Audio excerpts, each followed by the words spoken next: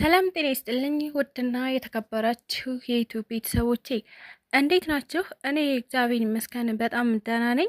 እንግዲህ በያላችሁበት ሰላማችሁ ይብዛ እያልኩኝ ዛሬ ደግሞ በአዲስ ቪዲዮ ኮች ብያለሁ። በቅድሚያ ራሴን ለማስተዋወቅ ያክል ሲስተር መንበረ እባላለሁ። እናም በዩቲዩብ ስሜ ደግሞ መንቢ እባላለሁ። መንቢ ቲዩብን ስለምትከታተሉት እጅግ አድርጌ አመሰግናለሁ። እናም በሙያዬ ደግሞ ፋርማሲስት ባለሙያ ነኝ። ዛሬ እንግዲህ ለእናንተ ይጠቅማችኋል ያልኩትን አንዳንድ ነገሮች ይዤላችሁ መጥቻለሁ። እስከ ቪዲዮ ፍጻሜ አብራችሁ እንድትቆዩ ስል አሳስባለሁኝ። እናም ደግሞ በተጨማሪ ጥያቄ እንዲሁም ሀሳብ እናም አስተያየትም ካላችሁ ኮሜንት ላይ ጻፍ ማድረግ ትችላላችሁ።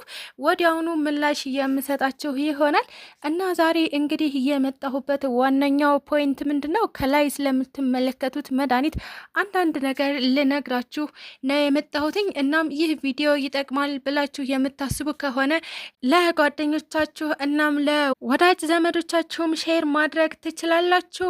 እስከ ቪዲዮ ፍጻሜ አብራችሁን ቆዩ። ከመግቢያው ላይ እንዳያችሁት ይህ በምስሉ ላይ የምትመለከቱት መድኃኒት ሚሶፕሮስቶል ዊዝ ሚፎፕሮስቶል የሚባል ሲሆን የመድኃኒቱም ጥቅም ምንድን ነው? አላስፈላጊ እርግዝናን ለማስወረድ ወይም ደግሞ አፖርሽን የሚባለውን ነገር ለመስራት የሚጠቅም መድኃኒት ነው ማለት ነው።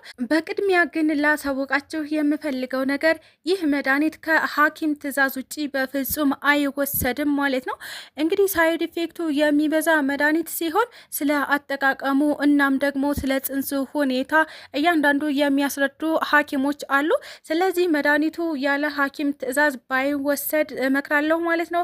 ከዛ በተጨማሪ ግን መድኃኒቱን ስትወስዱ መጠንቀቅ ያለባችሁን ነገሮች ልነግራችሁ እወዳለሁ። ከሐኪማችሁ በተጨማሪ ደግሞ አንዳንድ ነገሮችን ብትሰሙ እናም ተግባራዊ ብታደርጉ ብዬ አስባለሁ። ይህ መድኃኒት እንግዲህ ከአጠቃቀሙ ስጀምር ሁለት አይነት አጠቃቀም ነው ያለው። እሱም ምንድን ነው? የመጀመሪያውና ዋነኛው የሚመረጠው በማህፀን የሚሰጥ መድኃኒት ነው።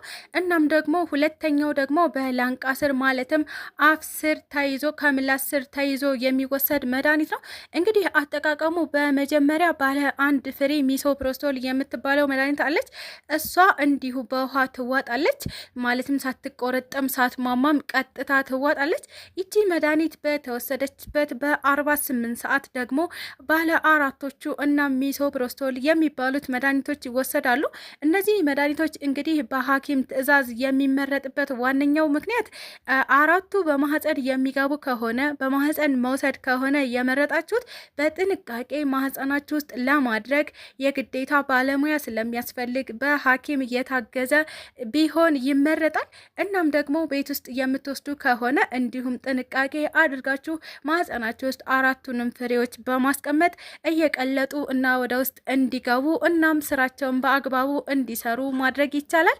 እናም ደግሞ በአፍ ውስጥ የሚወሰደው ባለ አራቱ ፍሬ ማለትም ይሄኛውም የሚወሰደው እንዲሁ በተመሳሳይ ነው።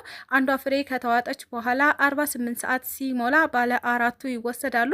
እነዚህ ግን በአፍ ከሆነ የምትወስዷቸው ላንቃ ላይ በማስቀመጥ ወይም ደግሞ ከምላስ ስር በማስቀመጥ በራሳቸው ጊዜ እየቀለጡ እንዲገቡ እናም ሰውነታችን ላይ ዲዞልቭ አድርገው ተዋሂደው ጽንሱን ለማስወገድ እንዲረዱን ያደርጋሉ ማለት ነው። ታዲያ ይህ መድኃኒት ከተወሰደ በኋላ ጥንቃቄ ማድረግ ይኖርባችኋል። እሱ ምንድን ነው? ሚሶፕሮስቶል የሚባለው መድኃኒት ከወሰዳችሁ በኋላ በጭራሽ መውሰድ የሌለባችሁ መድኃኒት አስፕሪን 81 ወይም ደግሞ ኤኤስኤ 81 የሚባል በተለምዶ ለማስታገሻነት እናም ደግሞ ለደም ማቅጠኛ፣ ለከፍተኛ ህመም ማስታገሻ፣ ለማይግሬን የሚታዘዝ መድኃኒት ሲሆን ነገር ግን ደም የማባባስ አቅም ስላለው ማለትም የደም ፍሰቱ ብሊዲንግ ኮንትሮሉ መቆጣጠር ስለማይቻል የደም ፍሰቱ ስለሚጨምር አስፕሪን በፍጹም መውሰድ የለባችሁም ማለት ነው። በፍጹም እየተከለከለ ነው።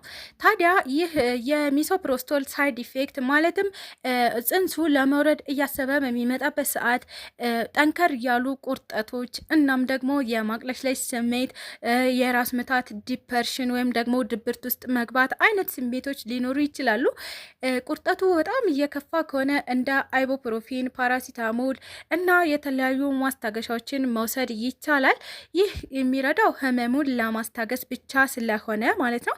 ከዚያ ውጭ ይህ መድኃኒት ከተወሰደ ከ3 እስከ 4 ሰዓት ድረስ ብሊዲንግ ካልጀመረ ማለትም ደም ፍሰት ካልመጣ ወዲያውኑ የወሰዳችሁበትን ወይም ደግሞ ያዘዛላችሁን ሐኪም ማማከር ይኖርባችኋል። እናም ወደ ሆስፒታል ወይም ወደ አቅራቢያችሁ በሚገኙ ወደ ጤና ጣቢያዎች ጎራ ማለት ይኖርባችኋል ማለት ነው። ታዲያ ሐኪማችሁ አይ ለ24 ሰዓት ያክል ላይፈስ ይችላል ካላችሁ ተመልሳችሁ ወደ ቤታችሁ ትሄዳላችሁ።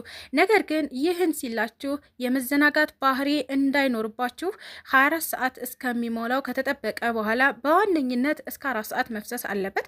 ከዛ ውጭ ደግሞ 24 ሰዓት ሞር ከተጠብቆ በ24 ሰዓት ውስጥም የማይፈስ ከሆነ ሌሎች አማራጮችን ለመጠቀም የግዴታ ወደ ሐኪማችሁ ጎራ ማለት ይኖርባችኋል ማለት ነው። ይህን መድኃኒት ለአላስፈላጊ እርግዝና ማስወገጃ እስከተጠቀምነው ድረስ ወዲያውኑ የእርግዝና መቆጣጠሪያዎችን ወይም ደግሞ አንዳንድ ይጠቅማሉ የተባሉ ነገሮችን መጠቀም ይኖርብናል። ምክንያቱም እርግዝናው የወረደው አላስፈላጊ እስከሆነ ድረስ ድጋሚ ሌላ ግንኙነት ቢደረግ ወዲያውኑ የማርገዝ ባህሪ ስላለው እርግዝና ድጋሚ እንዳይፈጠር ሌሎች አማራጮችን መጠቀም ይኖርብናል ማለት ነው። እንግዲህ ፋሚሊ ስለ ሚሶፕሮስቶል ይህንን እያክል ካልኩ ያልገባችሁ ወይም ደግሞ መጠየቅ የምትፈልጉት ነገር ካለ እንዲሁም ማማከር የምትፈልጉትም ነገር ካለ መጠየቅ እናም ኮሜንት ላይ ደግሞ ይህን እንድትሰሪልን እንፈልጋለን እናም ያልገባኝ ነገር አለ ስለሱ እንድትነግኝ እፈልጋለሁ የምትሉት ነገር ካለ ደግሞ እያንዳንዱ ጥያቄያችሁን ለመመለስ ዝግጁ ነኝ። በቀጣይ ቪዲዮ እስከምንገናኝ ድረስ ቸር ሰንብቱልኝ እላለሁ። ኢትዮጵያ ለዘላለም ትኑር፣ ሀገራችንን ሰላም ያደርግልን። ስለተከታተላችሁኝ እጅግ አድርጌ አመሰግናለሁ።